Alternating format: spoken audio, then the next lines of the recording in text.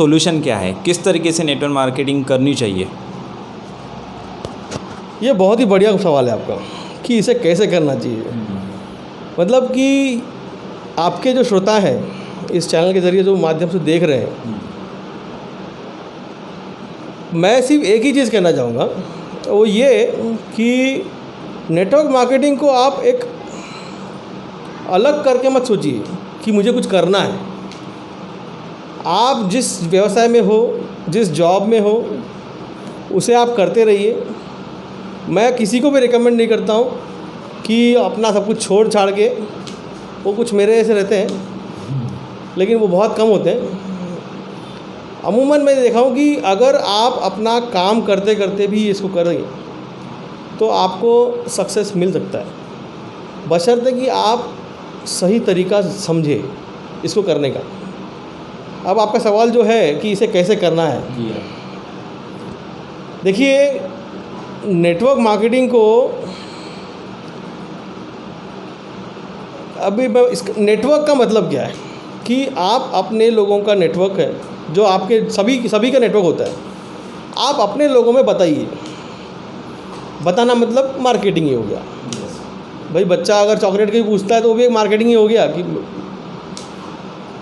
तो आप अपने लोगों में बताइए। और उस बताने में जितना, जैसे टीवी में ऐड देते हैं सेलिब्रिटीज़, उस तरीके से जो सेलिब्रिटीज़ जो ऐड देते हैं उसी तरीके से आप अपने नेटवर्क में आप अपने लोगों को बता रहे हैं। और जो रेवेन्यूज़ जनरेट होता है आपके नेटवर्क में, उसका आपको कमीशन मिलता है, पे आउट जिसको बोलते हैं।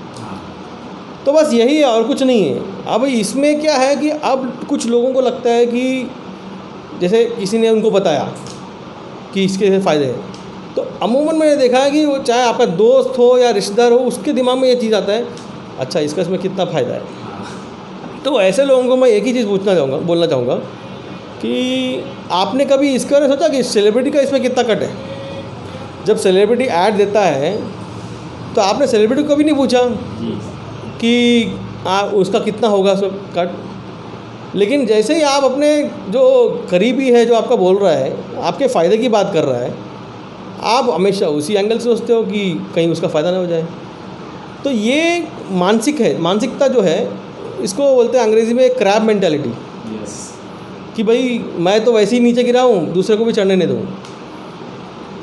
तो खैर वो जो आपके साथ आएगा वो आप तो जाओगे, वो भी जाएगा उसके ऊपर।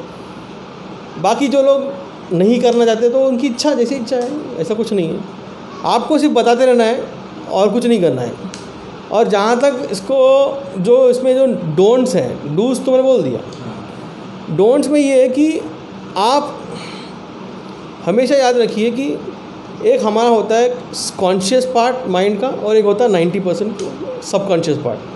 10% कॉन्शियस, 90% सबकॉन्शियस।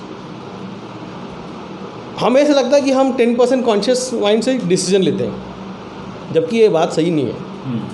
हम अमूमन डिसीजन लेते हैं अपने सबकॉन्शियस माइंड का जो बैठ जाती है।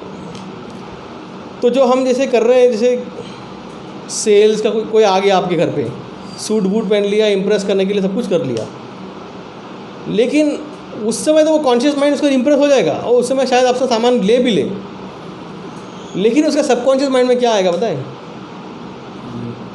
इसका क्या फायदा? सबकॉन्शियस माइंड में उसका ये वर्क करेगा कि ये जो सूट बूट करके आया है, ये घर घर जाके जो जा रहा है, ये मैं नहीं कर सकता। और यहीं पर नेटवर्क मार्केटिंग मर जाता है, क्योंकि नेटवर्क मार्केटिंग में ये करना ही नहीं है। आपको किसी को ज़्यादा इम्प्रेस करने की ज़रूरत नहीं है। आप नॉर्मल रहिए, लोगों से नॉर्मल मिलिए और उसके फ़ायदे बताइए, बस इतना ही कीजिए अपने आप। क्योंकि नेटवर्क मार्केटिंग में जितने प्रोडक्ट्स होते हैं ये अच्छे क्वालिटी के होते हैं, जो अमूमन मार्केट में मिलते हैं उससे कई गुना अच्छे होते हैं। और जिस तरह के प्लान पे आउट होता है उसमें आपका जो प्राइस है, बाइंग प्राइस, वो वैसे भी मार्केट में जो अवेलेबल प्रोडक्ट्स हैं उससे कम ही वैल्यू में आता है। तो एक अच्छी क्वालिटी का उत्पाद उसी दाम पे मार्केट में जो अवेलेबल है या उससे कम सस्ते दाम में मिल जाए तो कौन नहीं शिफ्ट करेगा? हर कोई शिफ्ट करना चाहेगा।